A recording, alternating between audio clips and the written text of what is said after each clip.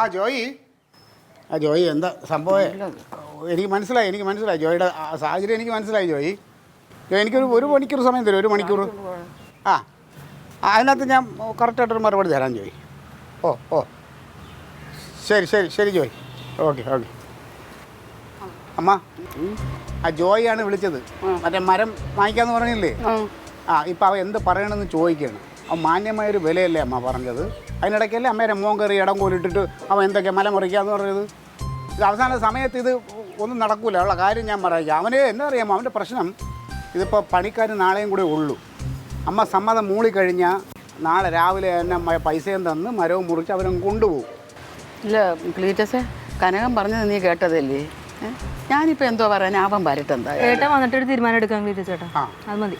ഏട്ടനും അനിയനും കൂടെയൊക്കെ വരുമ്പോഴേ ഇതൊന്നും നടക്കൂല. ഇതിപ്പം നല്ല വിലയല്ലേ അമ്മ പറഞ്ഞേക്കണത്? ഞാൻ പറഞ്ഞില്ല, ആദ്യം ഒരാൾ ഇത്ര വില പോലും പറഞ്ഞില്ല. അതിന് കിട്ടാവുന്ന പരമാവധി വിലയാണ് പറഞ്ഞേക്കണത്. കേട്ടാ? അതുകൊണ്ട് ഇത് അവസാനേ നിങ്ങൾ ഈ പറഞ്ഞില്ലേ അങ്ങോട്ടും ഇങ്ങോട്ടും അടിച്ച് ഇത് ഒന്നും നടക്കാതെ ആവരുത്. അവനിത് വല്ല അറിയാമോ മരക്കച്ചവടം? അല്ല, ഇതിപ്പം എത്ര വില കിട്ടിയാലും എന്തെന്ന് പറഞ്ഞാലും ശരി തന്നെ അവരുടെ ആ വീടിനൊന്നും സംഭവിക്കരുത്. അതിന് മുമ്പ് അത് മാറ്റണം. എനിക്കതേ ഉള്ളൂ. അതുകൊണ്ടല്ലേ ഞാൻ പറഞ്ഞത്. അപ്പം അമ്മാവനെ വിളിച്ച് അമ്മാവനോട് ഞാൻ പറഞ്ഞ എല്ലാ സമ്മാനം പറഞ്ഞ് ഓക്കെ ആക്കിയിട്ടുണ്ട്. പിന്നെ ഇനി എന്താണ് പ്രശ്നം? അല്ല, അത് നിങ്ങൾ രണ്ടുപേരും കൂടെ ഏറ്റത് കൊണ്ടല്ലേ ഗിരിജായ അത് വേണ്ടെന്ന് പറഞ്ഞുകൊണ്ട് അവൻ എറണാകുളത്തോട്ട് പോയത്. അത് അമ്മാവൻ്റെ അടുത്ത് ഞാൻ കാര്യം പറയുമ്പോൾ അമ്മാവൻ തിരക്കാണ്. എന്നെ കൊണ്ടൊന്നും അറിഞ്ഞൂടാ. എന്താ പോയി? മറ്റേ അയ്യപ്പൻ ചേട്ടനൊന്ന് കാണാൻ വേണ്ടി പോരുന്നു, മരം വെട്ടുന്ന വേണ്ടിയിട്ട്.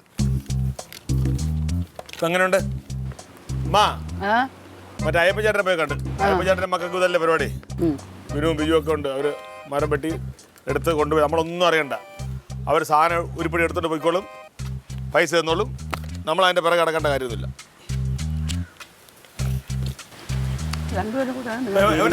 പൈസക്ക് മേടിച്ചിരുന്നെങ്കിലാ സംബന്ധിച്ച് എത്രയ്ക്ക് അറിയാമോ?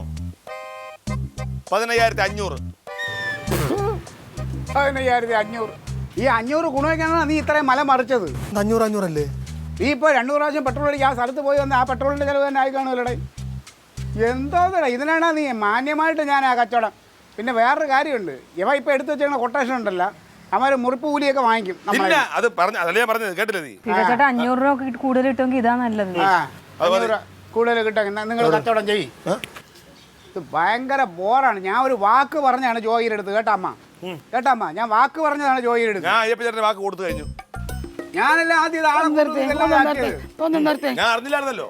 എന്തോ ചെയ്യില്ല. നീ ഒരു 10,000 രൂപ ലാഭം ഉണ്ടാക്കിയെങ്കിൽ ഞാൻ സമ്മതിക്കായിരുന്നു. 1 രൂപയ്ക്ക് 1 രൂപയുടെ വിലയുണ്ട്. ഇതിപ്പോൾ അതൊന്നുമല്ല. നിനക്ക് എന്നെ കൊച്ചാക്കണം. അത് തന്നെയാണ്. നീ 500 രൂപ കയ്യിൽ നിന്ന് വെച്ചപ്പോൾ അയ്യപ്പന് കൊടുക്കും. അത് തന്നെ സംഭവിക്കണം. എനിക്കറിയാം. അല്ല, ഇതിൽ കൂടുതൽ വില കിട്ടൂലെന്ന് എനിക്കറിയാമല്ലോ. വർഷങ്ങളായിട്ട് ഇതുപോലെ കച്ചവടം ഞാൻ എൻ്റെ അടുത്താണ്. കേട്ടാ, നിങ്ങളെ ഇഷ്ടം പോലെ ചെയ്യും. എൻ്റെ വാക്കിന് ഇവിടെ ഒരു വിലയില്ലല്ലോ. അമ്മ, ഞാൻ ഒരു അരമണിക്കൂർ സമയം തരും. അതിനകത്ത് ഇതിനൊരു തീരുമാനം ഉണ്ടാക്കിക്കണം. ഞാൻ ജോയിക്ക് വാക്ക് കൊടുത്തതാണ്. വെറുതെ എന്നെ ദേഷ്യം പിടിപ്പിക്കുക, എന്നെ കൊച്ചാക്കരുത്. ഞാൻ പറഞ്ഞേക്കാം. അയാളൊന്നും കാര്യമില്ല. അവൻ എത്രയോ പേർക്ക് വാക്ക് കൊടുത്തിരിക്കുന്നത്. അവൻ കൊടുത്ത വാക്ക് എന്തെങ്കിലും നടന്നിട്ടുണ്ടോ? പാലിച്ചിട്ടുണ്ടാവേ. അതുകൊണ്ട് ജോയിക്കൊന്നും ഒരു കുഴപ്പമുണ്ടാവില്ല. ജോയി പ്രതീക്ഷിക്കുന്നേ കാണൂല അവൻ.